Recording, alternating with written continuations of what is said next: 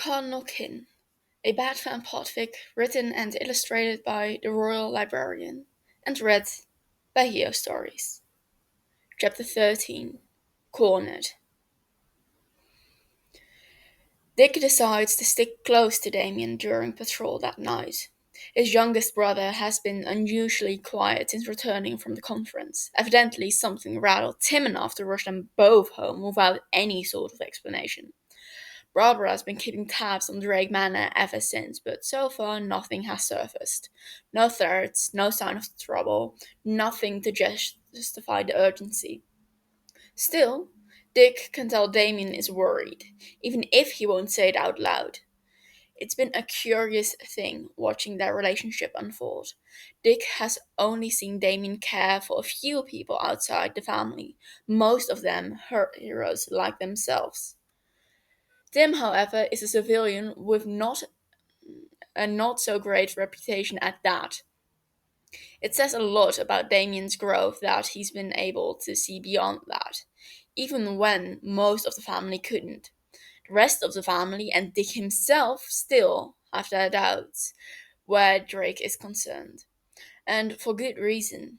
But Dick most knows better than anyone how difficult it is to gain Damien's confidence. So for now, Dick will trust his judgment. How's the east side looking? Batman says over the comms. Quiet so far. Nightwing answers. No noise from Penguin. Hmm. Keep me posted. Batman orders before switching over comms. Nightwing looks over at Robin for some sort of comment or acknowledgement, but there's nothing, just the same eerie silence.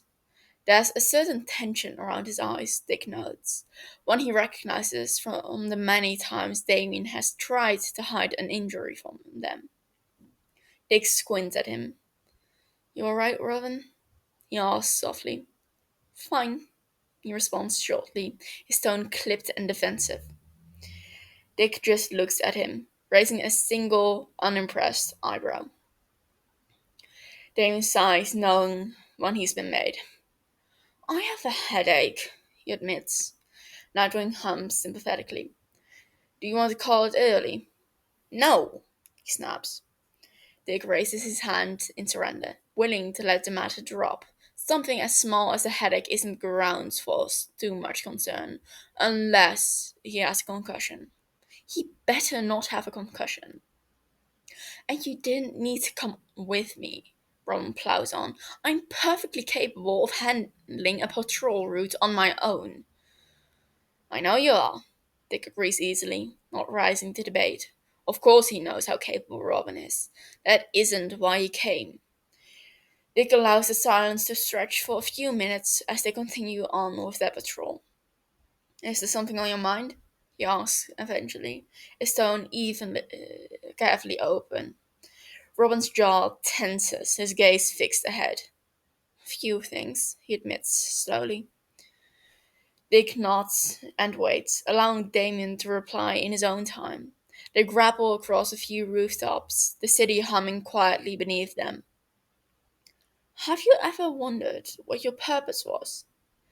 Damien finally asks. Dick cocks his head, wondering where this line of questioning is coming from, but doesn't ask. I have, he responds honestly. We all have to ask ourselves that question at some point. Damien nods, fiddling with the hem of his uniform sleeve. And what was your conclusion? Dick hums thoughtfully. Well, it's a little different for everyone, he prefaces. For me, it's about helping people on my own terms, not Bruce's. Not the leagues, not even the Titans. I realized that whatever I did, it had to be because I wanted to do it. I couldn't be driven by other people's expectations, only my own. Dane doesn't respond right away. He just kicks at a few loose pebbles near the edge of the rooftop, watching them skitter off into the darkness below. I always thought my purpose was to serve, he says at last. My grandfather, my mother, even father, I thought I was only good enough, only useful, if I met their expectations, lived up to their standards. Dick swallows hard against the ball that threatens to rise in his throat. You know that isn't true, right? He mumbles. Damien doesn't respond at first, and Dick wonders if this is something he's gonna need to bring up with Bruce. I think Damien starts again. I think I'm starting to. Dick smiles to himself, relief and pride roaring dominance. Damien has come a long way from the angry, closed off kid who thought love had to be earned through violence and obedience. He's becoming the man Dick always hoped he would become, and makes him impossibly proud. It's the not so far distance, multiple gunshots suddenly echo off buildings. Nightwing, Robin, come in.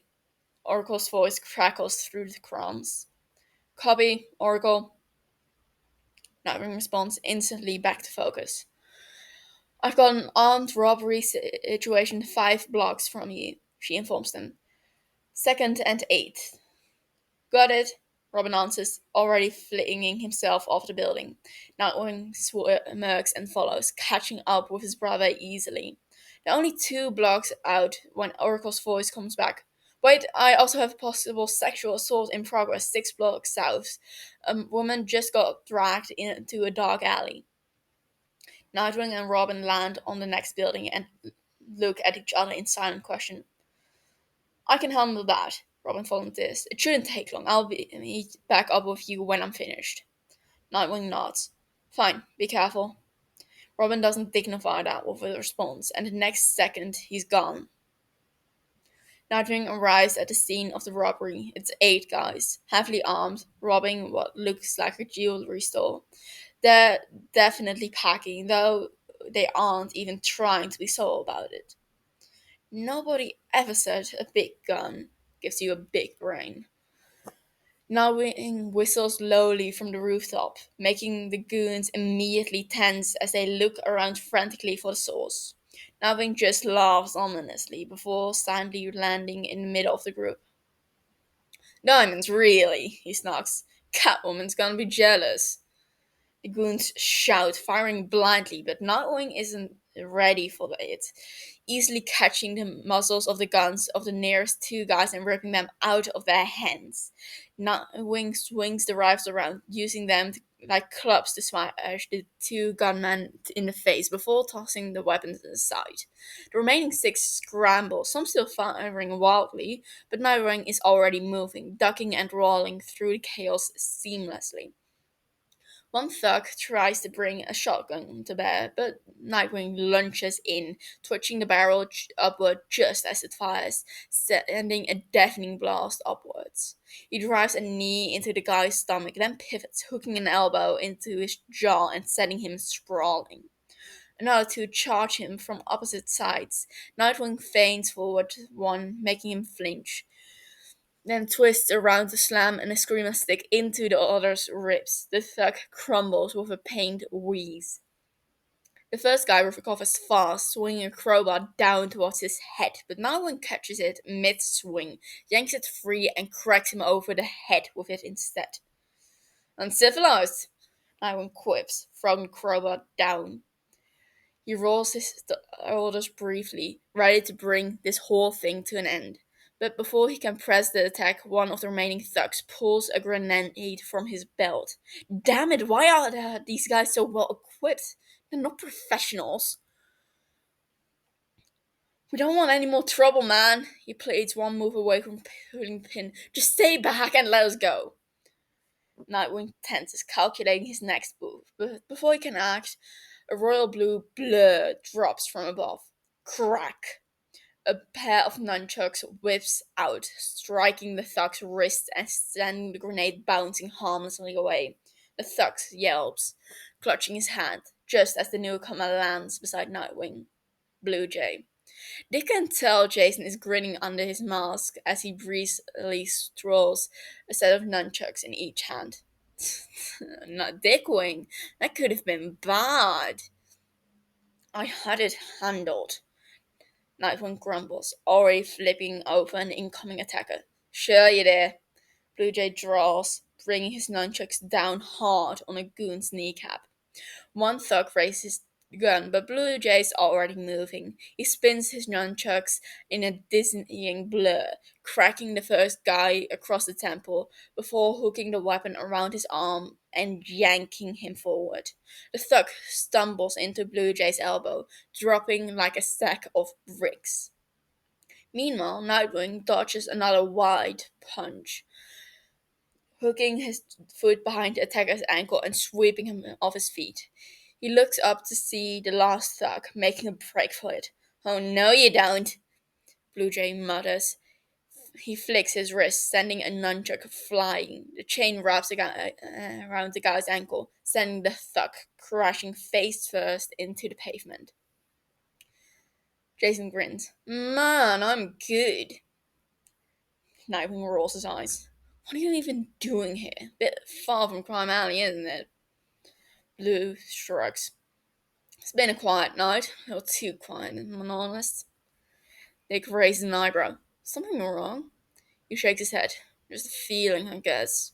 Jason looks around them. "Where's the demon Brad?"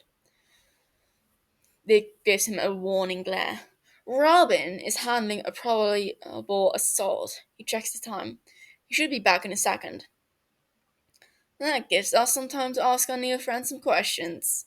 Blue Jay smirks, dragging the still conscious goon back to his feet and pressing him against a brick wall. "Wanna tell us how you and your boys got loaded with military-grade weapons?" he growls.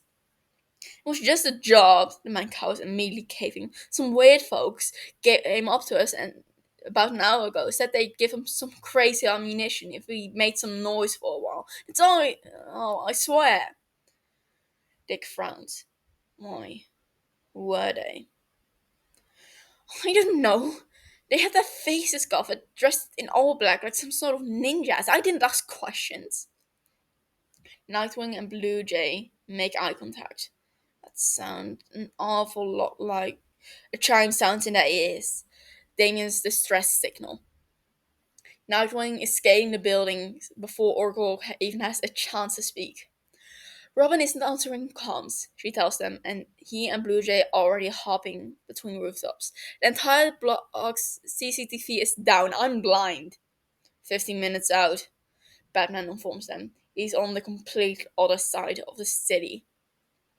"Knowing and I are close, 3 minutes tops." "You may be entering a dead zone," Oracle warns. "We won't be able to reach you." "Copy," Nightwing replies. "Be advised, we suspect League involvement." "What?" Oracle snaps. "What do you—" Her voice putters out and their comms fill with static. "Damn it," Jason mutters, leaping between another gap. "Come on." Nightwing says slowly, his fear and anxiety quickly giving into an angry, deadly focus. "We're close." Cardinal silently stalks Nightwing and Robin from a distance, his billowing cape blending in seamlessly with the color and texture of Gotham rooftops. His uniform is a beautiful combination of practicality and style, if he doesn't say so himself. The suit itself is a deep red Kevlar with accents of black along the seams.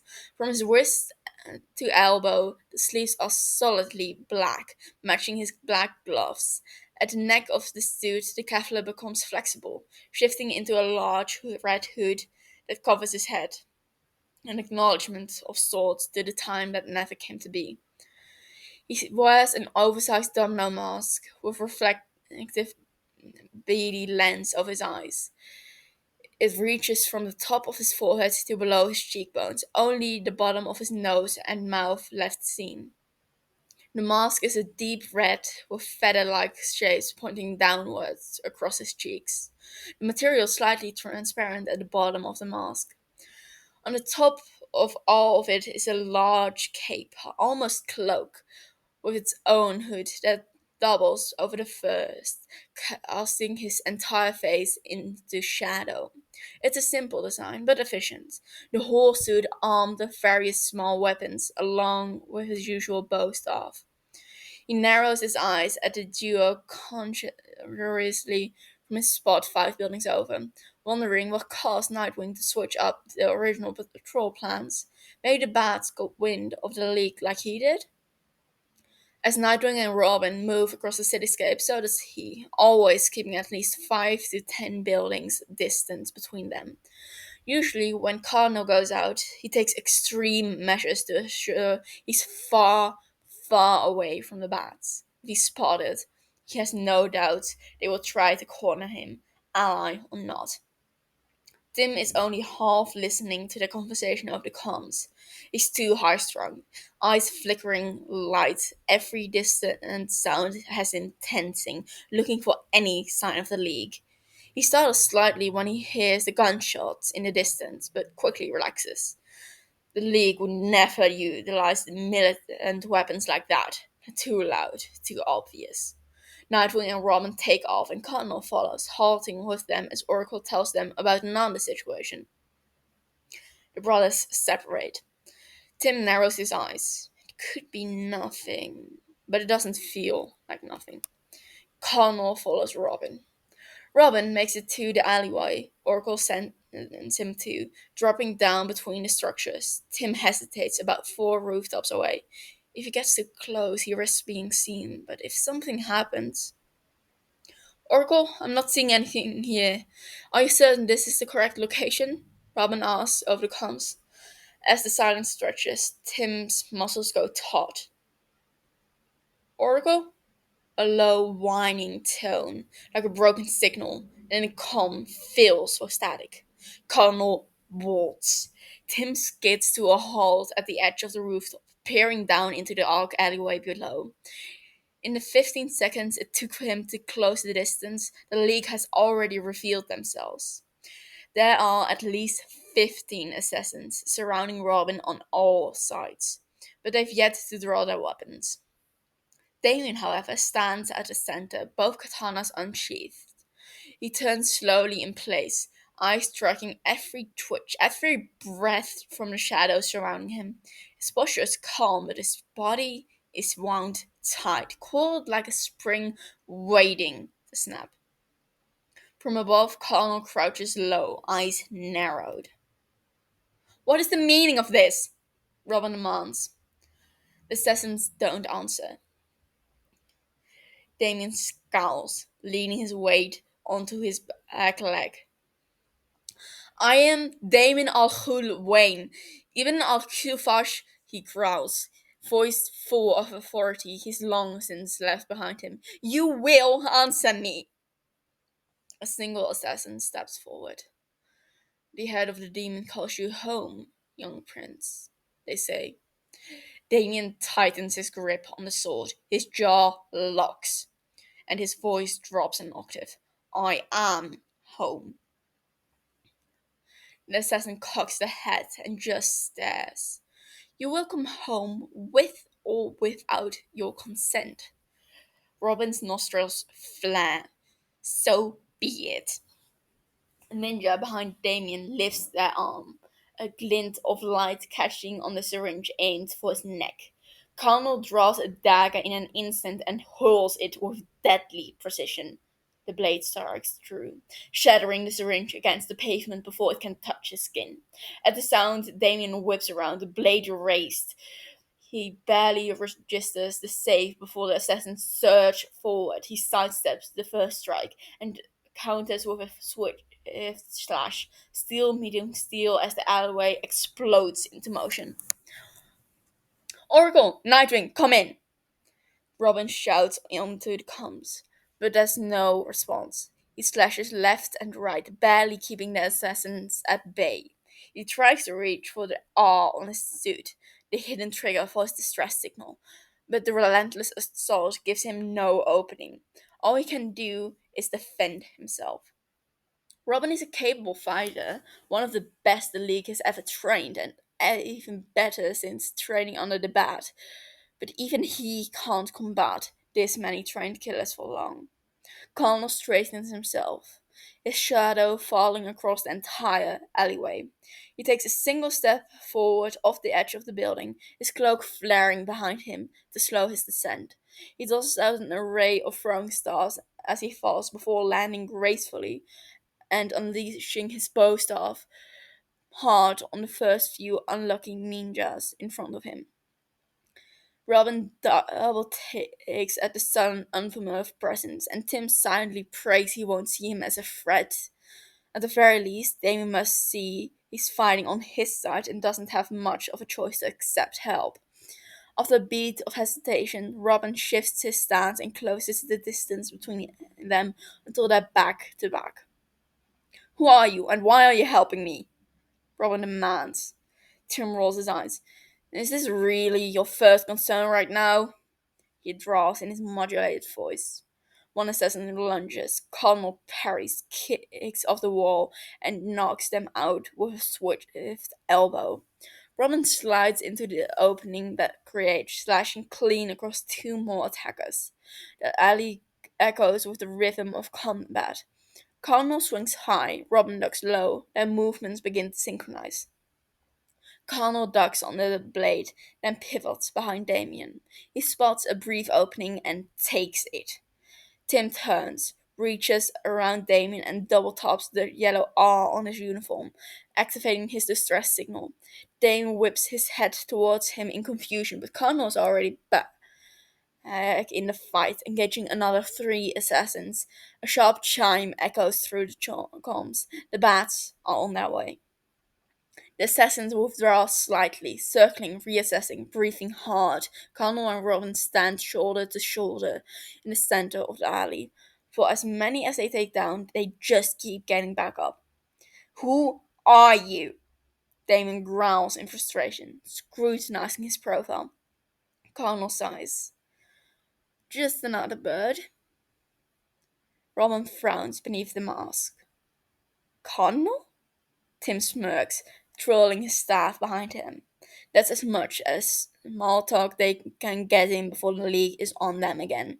The assassins strike fast and without hesitation, a wave of steel and strength descending on the two vigilantes. Connell reacts instinctively, spinning his staff in a wide arc to give them space, then moving in tandem with Robin. Robin adapts quickly, almost as if remembering how they used to fight together. Their style is different, just complementary when they put their minds to it. Connell ducks on a sword swipe and kicks the attacker's knee backwards with a striking, sickening crack. Robin parries two blades at once with expert precision. He slashes downward, turning a deadly strike into a quick disarm.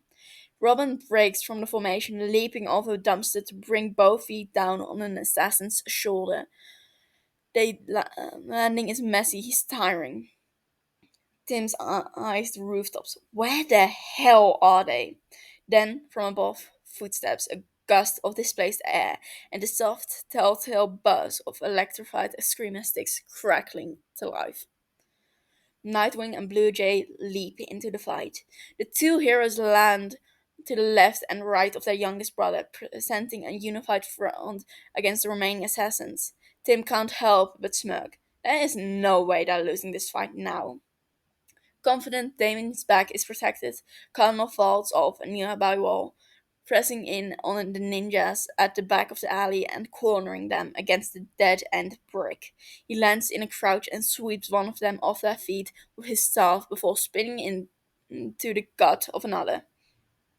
He plants one foot against the alley wall, runs up 3 paces, and flips over a startled assassin, cracking his staff down on their skull mid-air. Without pause, he twists and sweeps the legs out from under another, then hurls two flashbangs into the shadows where more figures lurk. The resulting burst of light and smoke sends the several League members staggering. Cardinal moves in behind them before they can recover, his staff finding pressure points with brutal precision. Who the fuck is that? Blue Jay shouts above the chaos, swinging his nunchuck in a dizzying blur as he knocks two blades out of an assassin's hands and smacks the attacker across the jaw. Nightwing shrugs, blocking a strike with an screamer stick before jabbing another in the ribs. Don't know, but he seems on our side. That's Connor, you idiots! Robin snaps as he kicks off one assassin's chest and launches himself into another, blades flashing in a defensive arc. Wait, really? Blue Jay blinks, glancing over at the cloaked figure, only to catch a blow to the side of his head. Oh, son of a! Fight now, fangirl later. Nightwing orders. Blue Jay growls, but obeys. Cardinal sweeps one ninja off their feet, jabs another in the ribs, and glances towards Blue Jay, who catches his eye for half a second before throwing a smoke pellet into the corner, obscuring their movement behind Tim. Without missing a beat, Cardinal pivots and clocks the would-be ambusher as they stumble into the open. From above, Nightwing's Excremer sticks crack against the metal blades, hurting the remaining League members towards Tim's position. He reacts instantly, launching two flashbacks at their feet, the light bursting just as Robin charges from behind. The blind assassins don't stand a chance. Robin sweeps in a low while Cardinal disables two more with his staff, their movement in perfect sync. In a matter of minutes, they have the League retreating. An assassin raises a hand, flashing a few hand signs, and the others peel away like smoke, taking their injured comrades with them, melting into the shadows as quickly as they came. Silence creeps back into the alley, broken only by the heavy breathing of the four vigilantes left standing. The bats eye Cardinal curiously, like they want to question him, but Tim has no intention of sticking around. Without warning, Tim leaps into the air, grabbing onto a hanging ladder and swinging himself up onto the fire escape. Wait! Blue Jay rushes forward. Cardinal brandishes his bow staff warningly above him, and Blue Jay halts, raising his hands up defensively. Well, okay, no need for that. We're all on the same side, right? Jason tries to calm him, using that voice that he uses on victims, calm yet casual. Tim rolls his eyes behind his mask. I don't know. Are we? Colonel challenges. I mean, I think so. Jason shrugs. You did just save Robin's ass. Robin scowls. I could have held out until you arrived. Tim throws him a slightly dubious look that he's sure is lost between his mask and hood. You couldn't even get your distress signal, but you think you could have held out against a company of League assassins? Stunned silence meets that statement. You know who they were? Nightwing asks, his voice low and suspicious. Colonel meets his gaze unflinchingly. I'm familiar with the League, yes. How? Tim can't help but chuckle, honestly amused. You wouldn't believe me even if I told you. Colonel turns away, ready to take his leave. You've stayed in the shadows all this time, Blue Jay rushed to say. Connell pauses with his back to them. Why reveal yourself to us now? Connell turns his head over his shoulder. Ross will come for him again, he says instead, ignoring the question. Is that a threat? Knowing Ross. A warning. What do you care? Robin asks, sounding genuine and curious. Before Connell can respond, the comms crackle to life again. I repeat, come in. Oracle orders. Copy, Oracle. Nightwing responds. Robin, report. Batman's voice growls. Connell tenses. I am unharmed, Damien mutters. Batman grunts. Stay where you are. I'm almost there. Tim's heart spikes, adrenaline crashing into his system like a tidal wave. He spins around and bolts, grabbing his grappling hook and flying up to the rooftops as fast as humanly possible. We'll find B, but Naren continues over the comms, hesitating as he just watches Cardinal flee. We had help. What do you mean? Tim isn't even listening anymore, just absolutely sprinting for his life, desperate to be gone before Batman arrives. He bolts across rooftops, vaults over ledges, and drops into alleyways without a second thought. His body moves in instinct. Every cell in him screams for distance. He ducks down a fire escape, cuts through a side street, then climbs again, using every hidden nook and cranny he knows to obscure his trail. He can't avoid every camera, not in his state, but he does his best, slipping through blind spots, ducking behind HVAC units, never stopping long enough to leave a pattern. But he does his best, slipping through blind spots, ducking behind the HVAC units, never stopping long enough to leave a pattern. He runs until his lungs burn and his legs threaten to give out, until the edges of his vision blur and the rooftops stop feeling real. Finally, he stumbles between two chimneys and drops to a crouch, tucking himself into shadow. Chest heaving, he presses a trembling hand against the brick, grounding himself. He closes his eyes and forces himself to breathe. Gradually, the pounding in his ears softens, his heartbeat slows, his hands stop shaking enough to unclench. Only then does he finally tune back into the comms. I'm having a hard time pinpointing him, Oracle's saying. It's like he knows exactly where the surveillance cameras are. As soon as I catch a glimpse, he's gone again. Tim huffs. He spends his entire life chasing the bats across this city from the time he was 8, twice over, and studying the surveillance from his computer for almost just as long. He's memorized the blind spots, calculated the glitches, and mapped the rhythms of Gotham's digital eye. He knows how to hide. Give me an idea. Why is he heading? That's just it. I don't know. His path is unpredictable. I can't tell. I have the waterfront covered on the east side. Blue Jay grumbles, sounding displeased. He's gone, B. Just leave it at that. No, Batman growls. He can't have gone far. Shit. Okay, so the bats are hunting him. Nice, cool. He can handle this. If he can just get to his bike, he should be able to avoid them long enough to get the hell home. Shit. His bike's over 20 blocks away now, and they know he's in this part of the city. He'll have to be patient, wait them out. Mind made up, Tim wraps himself up in his cloak. He pulls the outer hood down low and buries his face into his knees. He designed his cloak to fit in seamlessly with the cityscape of nighttime Gotham, both in color and texture. Hidden in the shadow as he is, he should become a seamless part of the Gotham cityscape. And he waits. Tim listens to the calm chatter the whole time, mentally tracking their whereabouts. The four active bats fan out, creating a broad perimeter that they slowly narrow in on based on of the few cameras that spot him on his mad dash. He can feel them converging, can feel them tightening the net. Cardinal remains entirely motionless for over an hour until he hears the soft landing of someone on his rooftop.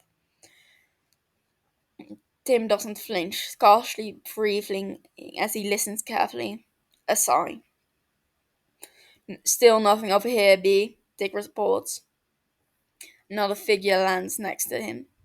Give it up, Batman. He's not out here, says Blue Jay. Batman sighs over the comms. Report back to the cave for debrief. On our way. Fucking finally, Blue Jay mutters. Tim expects to hear the two of them grapple away, but they linger for an oddly long moment, both completely silent. He knows how effective their wordless communication can be, but he doesn't dare move, not even a twitch, to see what's holding them up. A second later, he hears the distinct sound of two grappling lines firing, leaving the rooftop in utter silence. Still, Connell waits another 10 minutes, long enough for everyone to reach their mode of transport and be on their way to Bristol, before he even thinks about moving.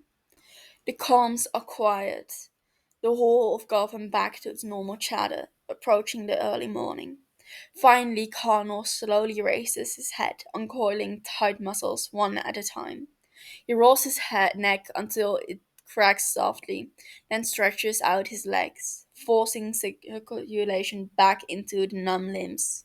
Confident he's reasonably safe and that he can move fluidly again, Connell rises, stepping softly towards the edge of the building.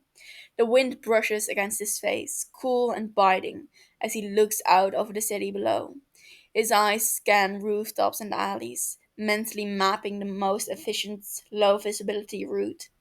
He's halfway through calculating his first jump when a swift shift in the air and Cardinal's instincts flare to life, turning on a dime and catching the Excrema stick before it can strike him in the head. Nightwing stands on the other side of the building, having presumably just come out of his own hiding spot. Tim scours his surroundings for any of the others, but no, it's just Nightwing. The two vigilantes just stare at each other, completely frozen for a stunned moment on both sides. Connell slowly lowers the weapon that would have certainly given him a concussion. Nightwing lets out a quiet huff, a small smirk tugging at his lips. That was clever. You almost had me. Connell spins the screamer stick once in his hand before tossing it at Nightwing's feet. I am to please, he mutters blithely. Nightwing picks it up, tossing it up and catching it in his palm before taking a step. Tim counters the motion, mirroring his sidestep, and the two begin to slowly circle one another. You seem strangely familiar, Nightwing draws curiously. Have you met before? Connell grits his teeth. I tend to avoid familiarity when I can help it. Eh, he hums, nodding slightly. All these years, and this is the first time any of us has even seen you. Connell doesn't deny it. Why the secrecy, huh? Knowing presents. Would it be so horrible to know each other a little bit better? We could help each other out, you know? I don't need your help, he says slowly. But we need yours? Evidently. Tim snogs. Nightwing actually laughs, a quiet, surprised sound that seems to slip out before he can think better of it. Despite the tension, the corners of his mouth twitch upwards. The circling slows slightly, the distance between them narrowing. I suppose you aren't wrong, Nightwing admits, his voice softer now. He hesitates.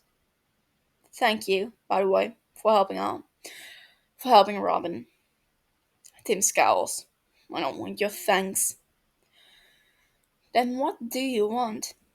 Honestly, I want you to leave me alone.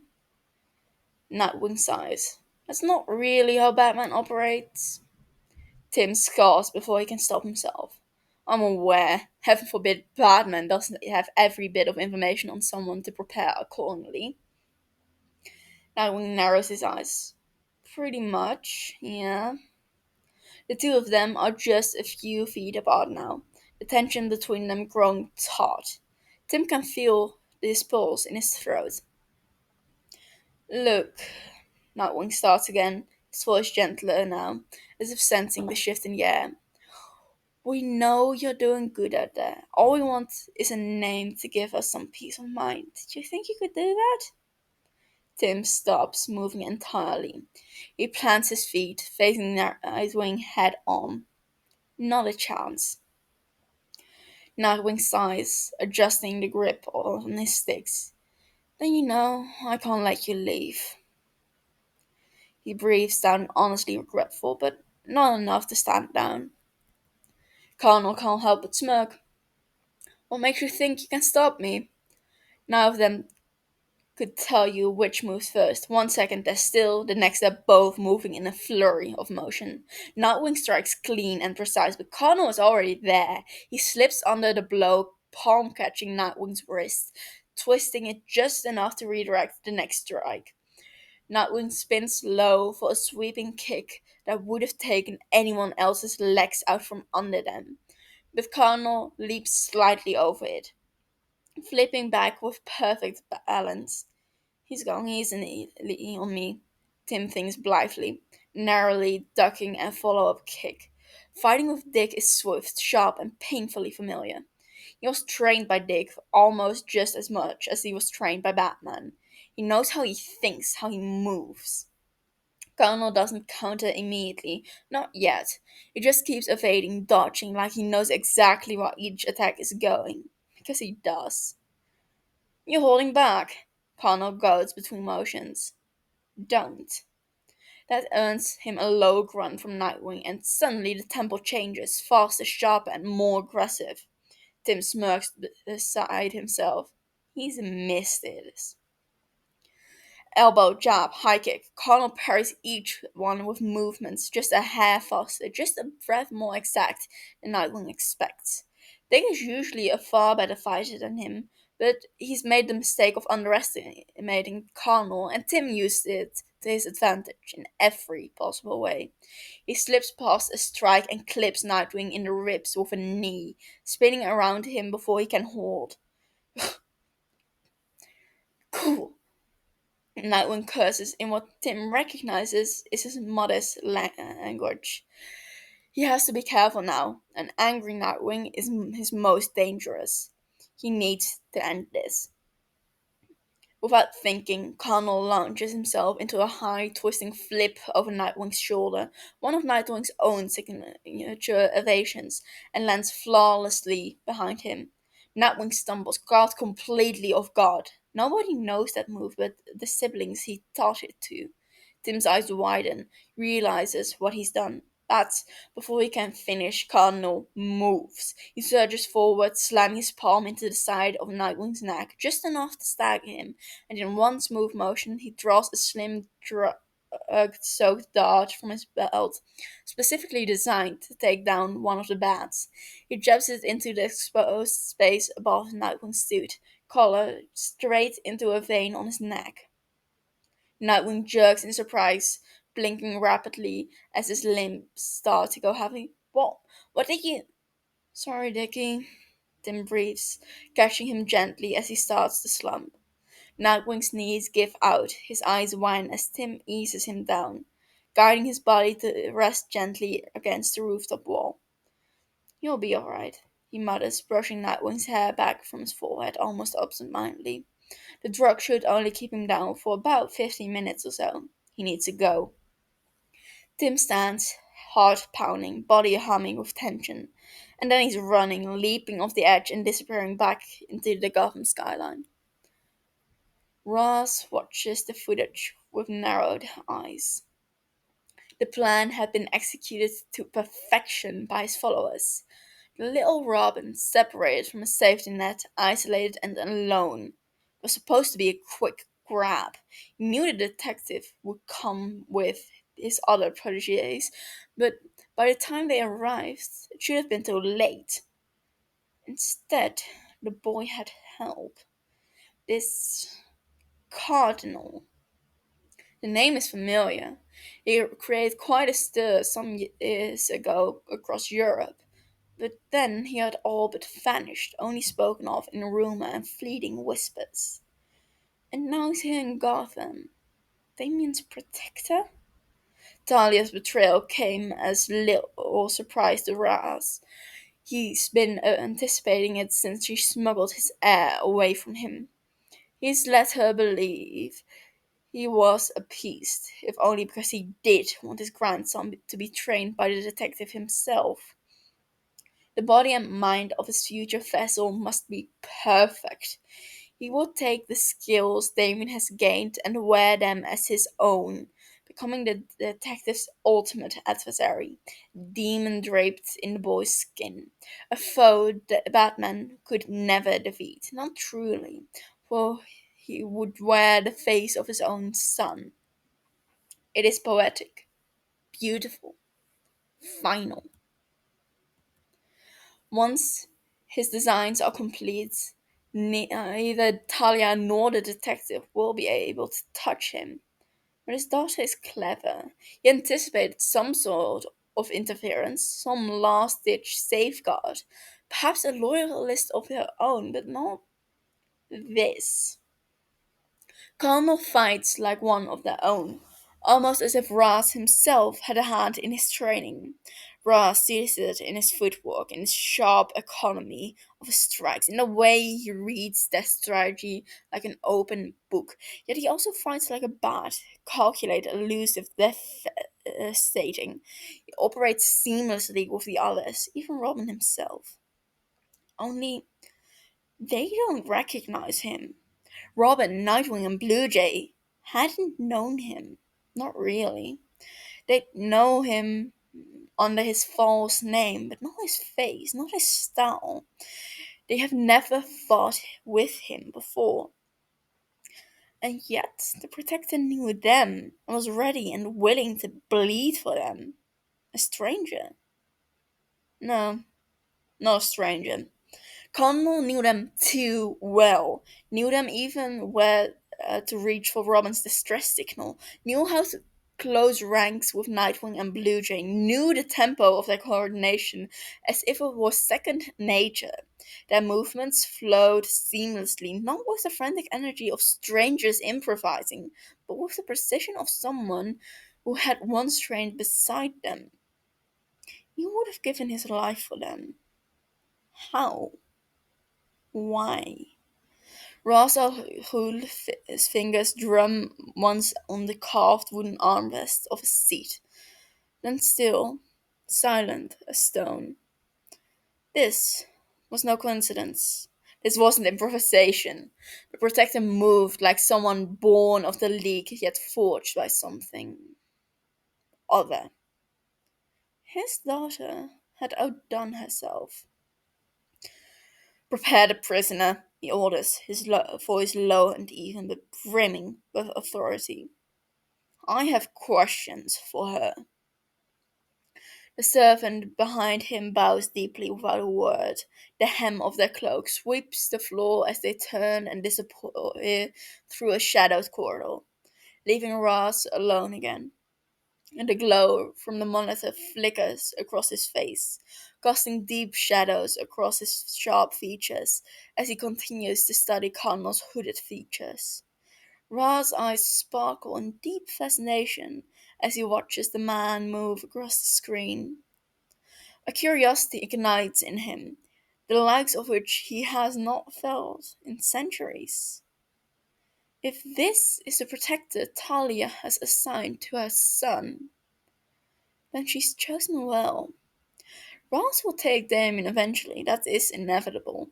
But if the protector gets in its way again, well, Ross will simply have to satisfy his curiosity. And that's the end of chapter 11. Um, Again, not a musical accompaniment with a dream flashback, but in a couple chapters you will get enough of that. I hope you enjoyed. Thank you for listening, and please subscribe if you want to make sure you catch the next one. Thank you. Bye.